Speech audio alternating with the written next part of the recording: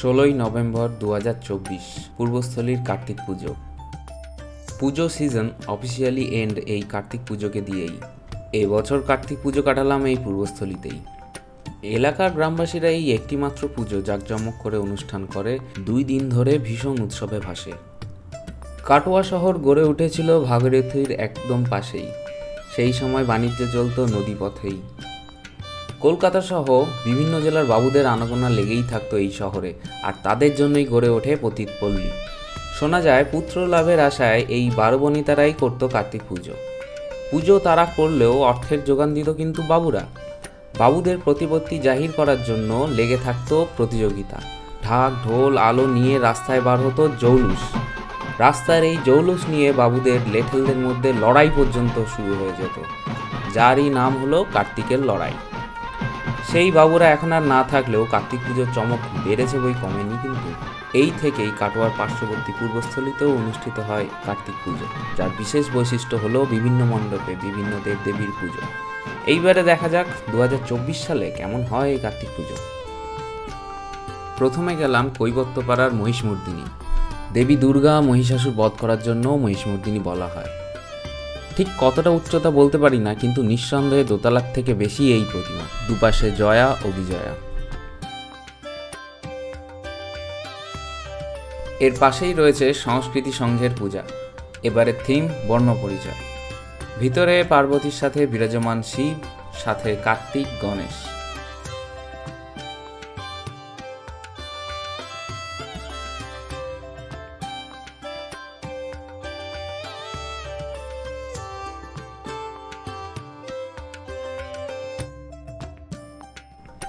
এখন এগোচ্ছি কাষ্ঠশালীর দিকে।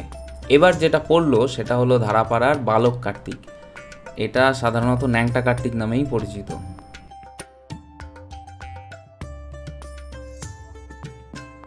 আর একটু এগিয়ে ধারাপাড়ার ভারতী সংঘ। তাসা পার্টির প্রচণ্ড বাজনা চলছে। এখানেও সেই বিরাট মহিষমর্দিনী।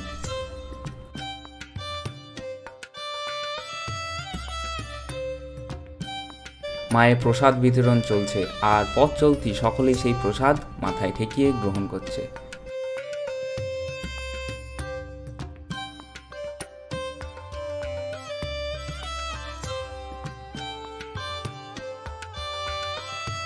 এখান থেকে কিছু এগোনোর পর দেখলাম নারায়ণ পুজো।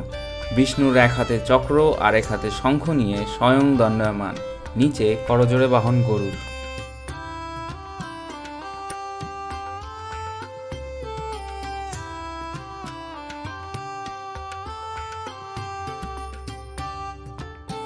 সামনে এগোলে এবার মা গঙ্গার পুজো। মায়ের বাঁ দিকে শিব আর ডান দিকে ভগীরথকে নিয়ে বাহন মকরের ওপর দণ্ডায়মান। ভগীরথ তার পূর্বপুরুষদের পাপ ধোয়ার জন্য গঙ্গার তপস্যা করে। ঘটনাক্রমে ধরা প্লাবিত হয়ে ধ্বংসপ্রাপ্ত হওয়ার আশঙ্কায় শিবকে অনুরোধ করলে শিব তার জটায় গঙ্গাকে ধারণ করেন এবং 3 লোকে প্রক্ষিপ্ত করেন। পরের পুজো দেবী অন্নপূর্ণা। খিদেকে মোহ বলায় মহাদেবের সাথে বচসা করে পার্বতী ধরা সমস্ত শস্য নিয়ে চলে যান। ফলে দেখা দেয় দুর্ভিক্ষ। মহাদেব পরে তার ভুল বোঝেন এবং ভিক্ষা করতে বার হন। শেষে পার্বতীর কাছ থেকে ভিক্ষা নেওয়ার পর ধরায় শস্য শ্যামলা বার ফিরে আসে। পার্বতীর এই ভিক্ষাদানরত রূপেই হল অন্নপূর্ণা। এর সামনেই শিব পার্বতীর পুজো। এখানে রয়েছে শিব পার্বতী এবং শিশু গণেশ, দুই পাশে পার্বতীর সখী। অনেকটা গণেশ জননীর মতন এই পুজো। এবারে যেখানে গেলাম সেটি আমার মতে পূর্বস্থলীর শ্রেষ্ঠ কার্তিক পুজো, চুপির নাথপাড়ার পুজো। প্রত্যেক বছরই এখানে একটা অভিনবত্ব থাকে, যেমন এবারের গ্রহের পৃথিবী পরিভ্রমণ। এখানে শাস্ত্রমতে নবগ্রহের কথা বলা হয়েছে, যথা সূর্য, চন্দ্র, বুধ, রাহু, শনি, শুক্র, কেতু, বৃহস্পতি ও মঙ্গল। ছোটবেলায় যে পড়তাম 9 নবগ্রহ, এই হলো সেই নবগ্রহ। মূলত এখানে শিব পার্বতীর পুজো করা হয়ে থাকে। এছাড়া যেমন দেখা যাচ্ছে বিষ্ণু, ব্রহ্মা, মহাদেব, বালক কার্তিক, গণেশও রয়েছে।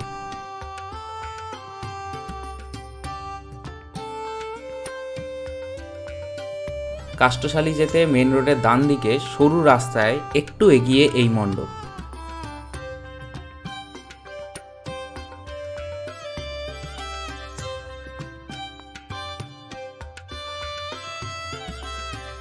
এখান থেকে মেন রোডে একটু এগিয়ে চুপি ঘোষপাড়ার মুক্তকেশী, এই রূপেই প্রত্যেক বছর মায়ের পুজো হয়।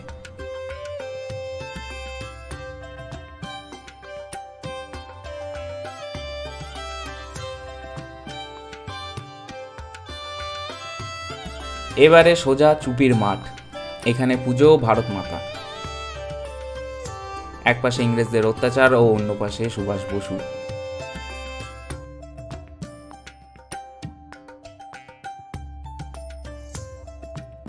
এই চুপির মাঠে প্রত্যেক বছর মেলা বসে। অন্যান্য সব রকম দোকানের সাথে এক জায়গায় দেখলাম 14টা ফুচকার দোকান একসাথে বসেছে।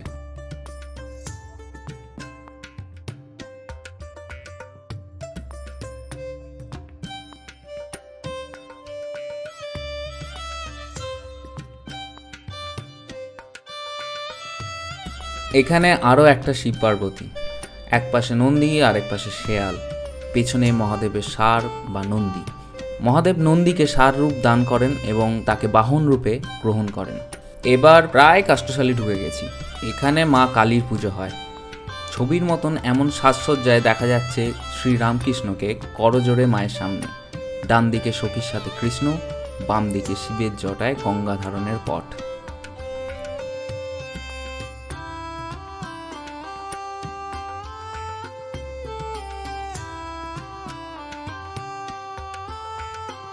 সেখান থেকে গিয়ে হরিসভা পাড়ার পুজো দেবী কাত্যায়নী।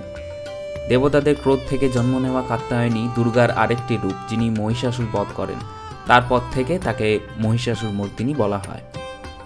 এখন রয়েছে কাষ্ঠশালীর বন্ধু মিলন সঙ্গে, যেখানের মূর্তি হলো পার্থসারথী। কুরুক্ষেত্রের যুদ্ধে পার্থ মানে অর্জুনের রথের সারথী যখন কৃষ্ণ হয়েছিল, সেই ঘটনাই এখানে তুলে ধরা হয়েছে। এরপর গেলাম কাষ্ঠশালীর মুক্তকেশী মণ্ডপে। বলা হয় এ ঠাকুর অত্যন্ত জাগ্রত। নিয়ম মেনে শিষ্টাচারের সাথে এখানে পুজো করা হয়ে থাকে। পুজোতে অনেক বলি হয় এখানে। ঠাকুরের সামনে বাজনা বাজিয়ে চলছে মাকে উৎসর্গ করে গান।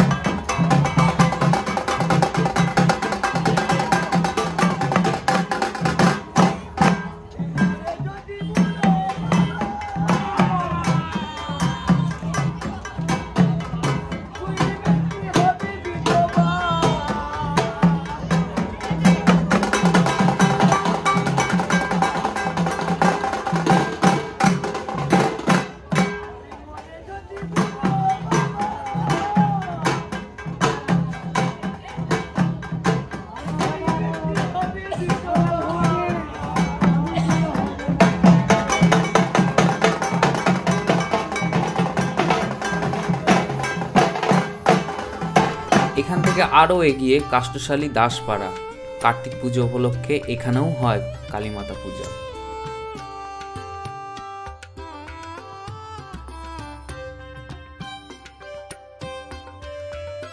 এবার কাষ্ঠশালী থেকে স্টেশন বাজারের ফিরতি পথে চলে আসলাম পূর্বস্থলী নতুন বাজারের অকাল বোধন পুজোতে। আশ্বিন মাসে রামচন্দ্র রাবণকে বধ করতে যাওয়ার আগে দুর্গার পূজা করেছিলেন। সেই পূজাই হলো অকাল বোধন। প্রতিমার নিচে হনুমান, জাম্বুবান, রাম এবং লক্ষ্মণ, আর উপরে সুগ্রীব ও অন্যদিকে বিভীষণ।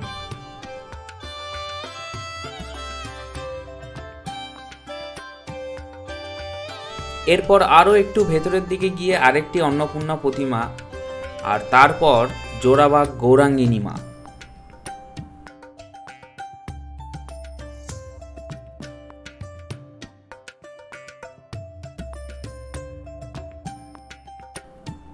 এরপরে সোজা চলে আসলাম বৈদিকপাড়া ষষ্ঠীপুকুর রাধাকৃষ্ণ পুজোয়।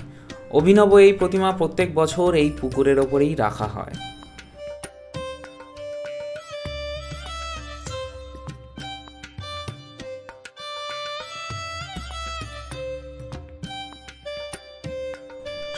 নভেম্বর দিনের বেলা সবার প্রথম গেলাম চুপি বাগানে পাড়ার মা গঙ্গা পুজো। এখানে প্রত্যেক বছরই এমন ধারায় গঙ্গার জন্মের কাহিনী প্রতিমা দিয়ে তুলে ধরা হয়। যেমন এখানে ডান দিকে ব্রহ্মার কাছে অনুনয়রত ভগীরথ। ব্রহ্মার কমণ্ডলে ছিল গঙ্গা, সেই জল বিষ্ণুর পা ধুয়ে নেমে আসে। সেই গঙ্গা মহাদেব ধারণ করে তার জটায়। বাম দিকে দেখা যাচ্ছে লক্ষ্মীনারায়ণ এবং কপিলমুনি সহ তার আশ্রম।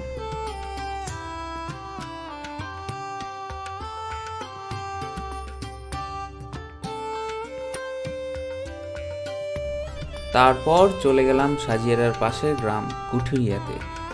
এমন রাস্তা মন পরিষ্কার করে দেয়, মনের সমস্ত চিন্তা থেকে বিরতি পাওয়া যায়। নভেম্বর মাস, তাই সব ধান পেকে গেছে, এখন চলছে ধান কাটাইয়ের পর্ব। রাস্তার ধারে খেজুর গাছের সারি। এতদিনে খেজুরের রস সব পাড়া হয়ে গেছে, না হলে ভোরবেলা করে গেলে নিশ্চয়ই মিলত। এখানে দুটি পুজো হয় ভদ্রকালীর।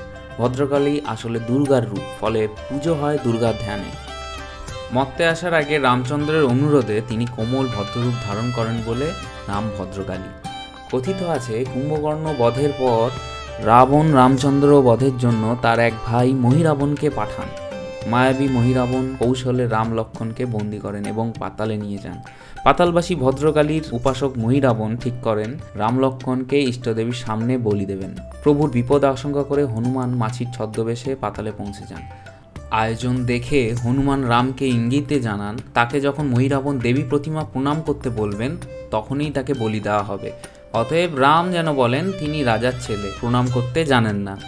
মহিরাবণ দেখিয়ে দিক কেমন করে প্রণাম করতে হয়। এরপর মহিরাবণ নিজে দেখিয়ে দেন কেমন করে দেবী প্রণাম করতে হয়।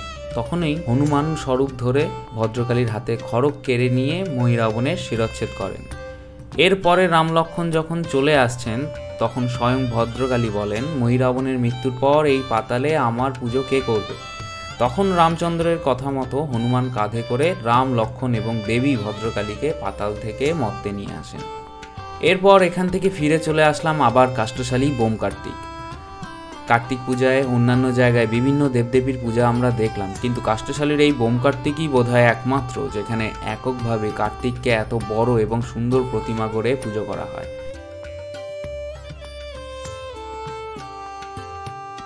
এবার কাষ্ঠশালী থেকে ফিরে সোজা চলে এলাম পূর্বস্থলী লাইব্রেরি মাঠে পুজো। এখানে পূজিত হচ্ছে লক্ষ্মীনারায়ণ।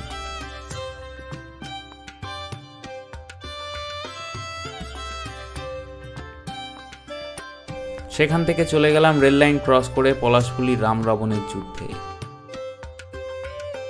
এখানে রাবণের মূর্তি করা হয়, পুজো হয় মা কালীর। ডান দিকে রয়েছে রাবণ, হনুমান, সুগ্রীব, আর বাম দিকে রয়েছে রাম, লক্ষ্মণ আর বিভীষণ। এখান থেকে এগিয়ে পারুলিয়ার দিকে যাওয়ার রাস্তায় পড়ে আরেকটি গঙ্গার প্রতিমা,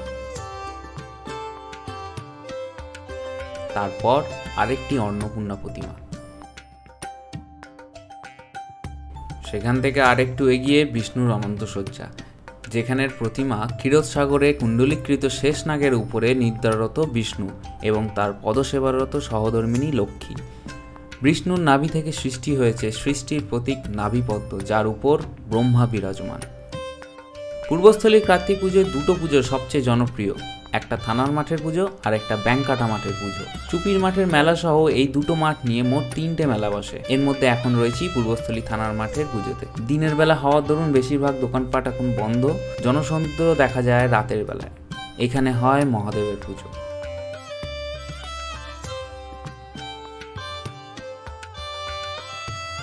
এবার চলে এসেছি ব্যাংকাটা মাঠের ভারত মাতা পুজোয়।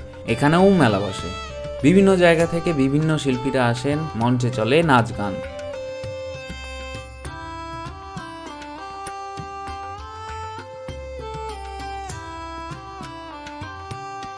পূর্বস্থলী স্টেশন পাড়া সংলগ্ন অনেক কটি পুজো হয়। এখন রয়েছি শ্মশানকালী পুজোতে।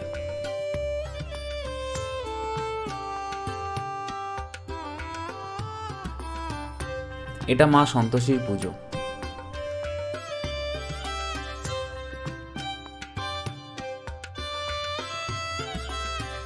এরপর স্টেশন বাজার থেকে চলে আসলাম বৈদিক পাড়ার কমলে কামিনী পুজোতে।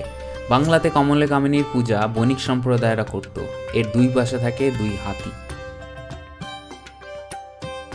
এখান থেকে বেরিয়ে এবারের কার্তিক পুজোর শেষ মণ্ডপ হরহরি পূজা।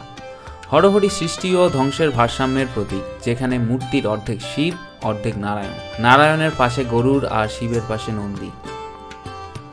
এই মণ্ডপে সমাজ কল্যাণমূলক বার্তা দেওয়া কতগুলি মূর্তি একটা অন্যরকম বার্তা দিয়েছে। যদি তথ্যগত কোনো ত্রুটি থেকে থাকে তাহলে দয়া করে কমেন্টে জানাতে ভুলবেন না।